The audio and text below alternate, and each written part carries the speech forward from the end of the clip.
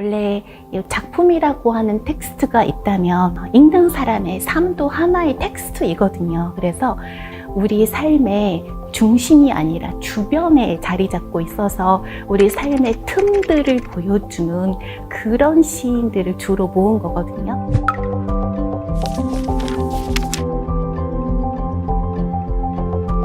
안녕하세요. 저는 조이스 박입니다.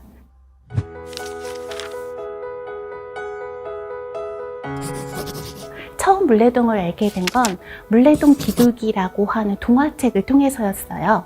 이 물레동의 철공소를 배경으로 해서 거기서 자라나는 어린 소년이 이제 자기 가족들과의 관계를 되짚어가는 그런 내용을 담고 있는 동화였는데, 이 철공소라는 곳이 이 서울에서 그리고 한국에서 어떤 의미가 있는 곳인가라는 생각을 다시 하게 됐고, 이제 물레동에 이사를 오면서는 이곳의 역사가 어떻게 되는가를 한번 보게 되었어요. 그리고 어떻게 보면 물레동 예술촌이 가장 늦게 이 지역에 들어온 것 같은데, 예술촌이 옮겨가는, 어떻게 확장해 가는지 그런 모습들을 보면서 이곳이 단순히 일제시대부터 계속해서 이제 내려온 철공소뿐만이 아니라 사람들이 사는 거주지 그리고 예술촌으로 발전해가는 모습을 볼 수 있어서 굉장히 지켜보는 것이 즐겁습니다.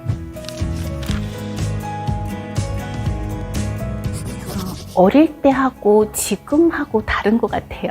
원래 작품이라고 하는 텍스트가 있다면 읽는 사람의 삶도 하나의 텍스트이거든요. 그래서 나의 삶의 텍스트가 풍성해지면 풍성해질수록 내가 20년 전, 30년 전에 읽었던 텍스트를 다시 한번 볼 때마다 이건 이런 얘기였구나 라고 해석이 달라지는 걸 느끼거든요.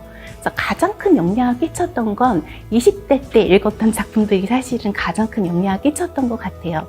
참을 수 없는 존재의 가동, 밀란 쿤데라의 작품들 되게 많이 감명 깊게 읽었고, 그리고 장미의 이름, 이런 책들을 좋아했던 것 같고요. 지금은 책을 읽는 게 많이 달라졌습니다.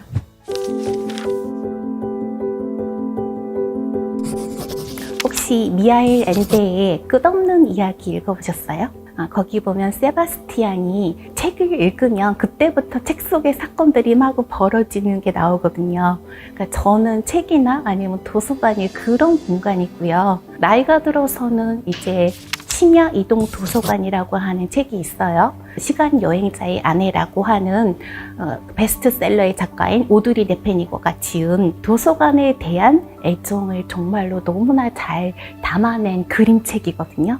어릴 때는 미하일 엔데의 그 세바스티안이 가졌던 중고 서점의 그 책을 생각을 했다면, 지금은 심야 이동 도서관에 사서처럼 늙어가면, 또는 죽어서도 그냥 그런 도서관에 사서가 된다면 얼마나 좋을까, 이런 생각을 하고 있어요.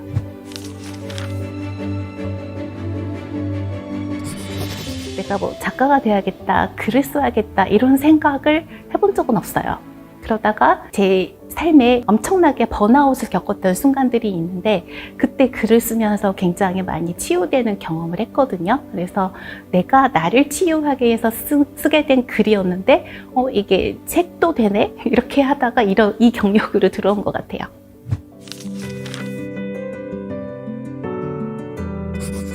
사실 이 책은 이 시옷의 의미가 뭐냐 이렇게 묻는 분들이 되게 많거든요.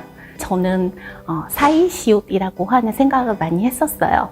그러니까 사이시옷, 틈새에 들어가는 어떤 것.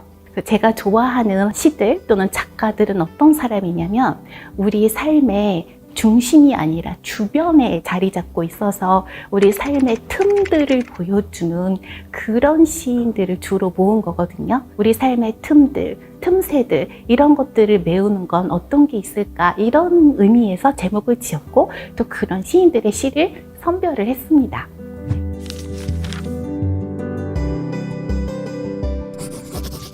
첫 번째가 로버트 프로스트의 눈 내리는 날 숲가에 서서라고 하는 시에 보면 이런 구절이 있어요.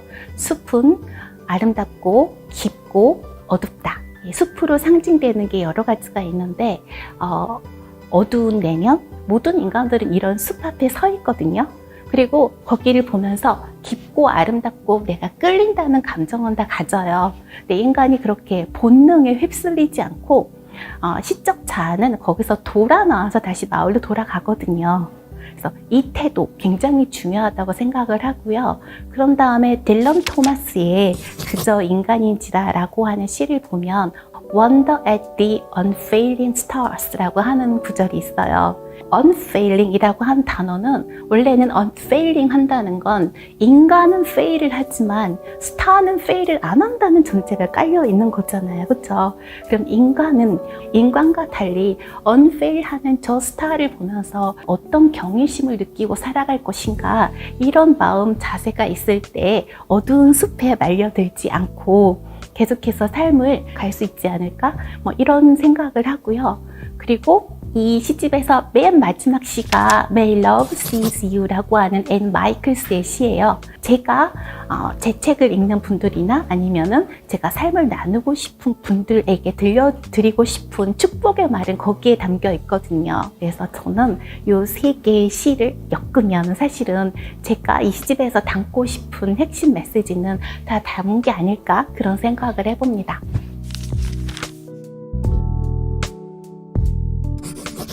저는 현대에 시를 읽어야 하는 이유는 사실은 평소에 잘 느끼지 못하는 감정들을 환기시켜주는 그런 역할을 하기 때문이라고 생각을 해요. 왜 감정이란 말씀을 드리냐면요. 젊었을 때 풍성하게 감정을 체험해 보지 못하고 내가 느끼는 감정들의 이름을 모르고 감정을 분화시키지 못한 채 표현해 보지 못하고 자라면 나중에 나이 들어서 맨 마지막에 내가 나하고만 남았을 때, 그때 정말 분노라는 채널링을 통해서만 자기를 표현할 수 있는 그런 딱한 노년을 맞이하게 되더라고요. 저는 그렇기 때문에 시를 읽어야 한다고 생각을 해요. 한국 시와 달리 영시를 읽어야 하는 이유는 뭐냐면, 언어를 넘나드는 경험은요, 우리 삶을 마찬가지로 풍성하게 하기 때문입니다. 그래서 여러분들 한국 시도 많이 사랑을 해주시지만 어쩌다 한 번씩은 영어로 시를 읽음으로써 우리가 경계를 건너가 보고 주변에 머물러 보고 우리 삶에서 소홀히 되고 있는 여러 가지 틈들을 새삼스럽게 깨닫고 채우려고 하는 그런 시간들을 맛보셨으면 좋겠어요. 사랑이 그대를 사로잡기를, 앤 마이클스.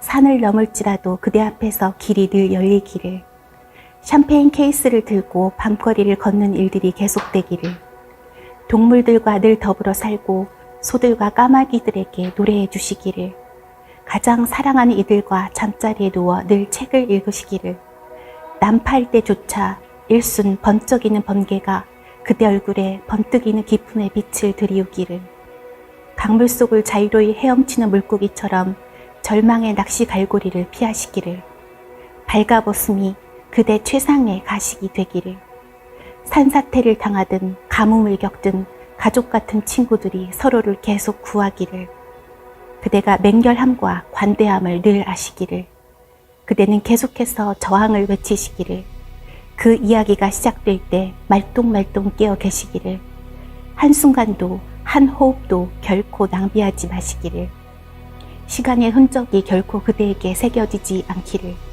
첫동이 틀 때에는 문제에 대한 답을 찾으시기를, 그리고 사랑이 그대를 사로잡기를 기원합니다.